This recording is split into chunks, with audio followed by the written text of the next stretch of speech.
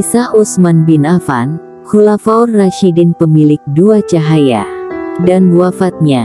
Utsman bin Affan adalah sahabat Nabi Muhammad SAW yang menjadi Khulafaur Rasyidin ketiga. Julukan Utsman bin Affan adalah pemilik dua cahaya atau Dzun-Nurain. Utsman bin Affan menjadi Khulafaur Rasyidin pada 644 sampai 656 Masehi atau 23 sampai 35 Hijriah. Utsman menjadi khalifah selama hampir 12 tahun, terlama dibandingkan masa Khulafaur Rasyidin lainnya. Utsman lahir dari keluarga saudagar yang kaya raya. Harta yang berlimpah tak membuatnya kufur, justru semakin dermawan. Rasulullah menilai sosok Utsman sebagai seorang yang jujur dan rendah hati. Saat Nabi Muhammad mulai menyiarkan nilai-nilai Islam, Utsman termasuk orang pertama yang mempercayainya. Utsman bin Affan tergolong dalam kelompok As-Sabiqunal Awwalun atau orang-orang yang pertama masuk Islam. Sejak saat itu, Utsman selalu setia pada Rasulullah. Dia menjadi salah satu sahabat utama Nabi Muhammad. Sang Rasul juga menikahkan Utsman dengan putri keduanya Ruqayyah binti Muhammad. Di masa kenabian, Umar selalu menginfakkan hartanya di jalan Allah. Saat perang Tabuk, Utsman menyumbangkan 1000 dirham atau setara dengan sepertiga kebutuhan perang, 950 ekor unta, dan 10 ekor kuda.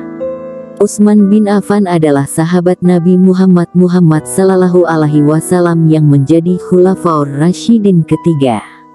Utsman bin Affan berjuluk pemilik dua cahaya ini adalah sahabat yang kaya dan dermawan. Dia pernah menginfakkan ratusan ekor unta. Saat hijrah dari Mekah ke Madinah, kaum muslimin kesulitan mendapatkan air bersih. Hanya ada sumur milik orang Yahudi yang airnya dijual dengan harga yang sangat mahal. Utsman pun ingin membeli sumur itu agar bisa memberikan airnya untuk keperluan kaum muslimin. Namun, orang Yahudi itu menolak menjualnya. Utsman pun memutar otak. Utsman menawar kepemilikan sumur itu hingga orang Yahudi mau berbagi dengannya. Jadi, sehari sumur itu milik Utsman, keesokannya menjadi milik orang Yahudi dan begitu seterusnya. Saat sumur itu menjadi milik Utsman, kaum muslimin mengambil air itu secara cuma-cuma. Keesokan harinya, tak ada yang mengambil air pada orang Yahudi. Alhasil, karena merasa rugi dia menjual semua sumurnya kepada Utsman. Setelah itu, Utsman mewakafkan sumur itu untuk kepentingan umat Islam di Madinah. Julukan Utsman bin Affan adalah pemilik dua cahaya karena menikahi dua putri Nabi Muhammad SAW. Utsman bin Affan. Di tahun kedua Hijriah, Ruqayyah meninggal dunia di hari Perang Badar. Utsman pun sangat-sangat sedih dengan kepergian istri yang dicintainya. Pada tahun keempat Hijriah, Rasulullah menikahkan Utsman dengan anak perempuannya yang lain yakni Ummu Kulsum binti Muhammad. Ummu Kulsum adalah putri ketiga Nabi Muhammad atau adik Ruqayyah. Setelah menikah dengan Ummu Kulsum, Utsman mendapat julukan Dzun-Nurain atau pemilik dua cahaya. Julukan ini diberikan karena Utsman menikah dengan kedua putri Nabi Muhammad. Setelah Rasulullah meninggal, Utsman meneruskan perjuangan menyebarkan Islam bersama sahabat Nabi yang lain.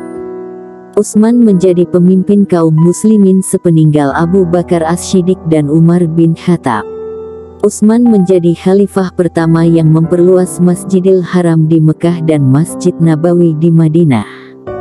Utsman pula yang memerintahkan untuk mengumpulkan Al-Quran dalam satu mushaf.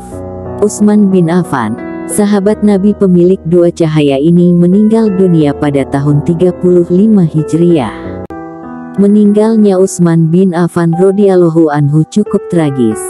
Disebutkan dalam kisah 10 pahlawan surga oleh Abu Zain, suatu hari terjadi fitnah pada masa pemerintahan Utsman radhiyallahu anhu. Fitnah ini disebabkan oleh seorang lelaki Yahudi yang berpura-pura masuk Islam, padahal ia membenci ajaran Islam dan kaum muslimin. Lelaki yang bernama Abdullah bin Sabah itu menyebar berita bohong tentang Utsman radhiyallahu anhu yang telah mengubah syariat Allah Subhanahu wa Ta'ala. Utsman radhiyallahu anhu dituduh berbuat zalim dengan mengangkat pemimpin-pemimpin dari keluarganya serta memecat gubernur yang telah ditunjuk Umar bin Khattab radhiyallahu anhu. Hal ini lantas menimbulkan kekacauan. Para pemberontak terpengaruh dengan fitnah tersebut. Mereka datang ke rumah Utsman radhiyallahu anhu dan mengepungnya. Utsman radhiyallahu anhu dilarang makan dan minum, padahal sebelumnya dialah yang memberi makan kaum muslimin dengan hartanya. Pengepungan pada Utsman berlangsung selama 40 hari. Walau begitu, Utsman tetap sabar dan berdoa kepada Allah Subhanahu wa Ta'ala agar diberi kekuatan menghadapi fitnah. Suatu malam, ia bermimpi bertemu Rasulullah Sallallahu Alaihi Wasallam dan Abu Bakar radhiyallahu anhu. Mereka berkata, "Malam ini engkau akan berbuka puasa bersama kami." Keesokan harinya, Utsman pun berpuasa. Ia membaca mushaf Al-Quran dengan khusyuk, hingga akhirnya para pemberontak berhasil menyusup masuk ke rumahnya. Alih-alih menghentikan massa yang menerobos, Utsman tetap membaca Al-Quran dan tidak menghiraukannya. Ini menyebabkan seseorang memukul Utsman hingga terjatuh lalu menikam beliau hingga wafat. Pada 12 Zulhijjah tahun 35 Hijriah, Utsman bin Affan wafat. Ia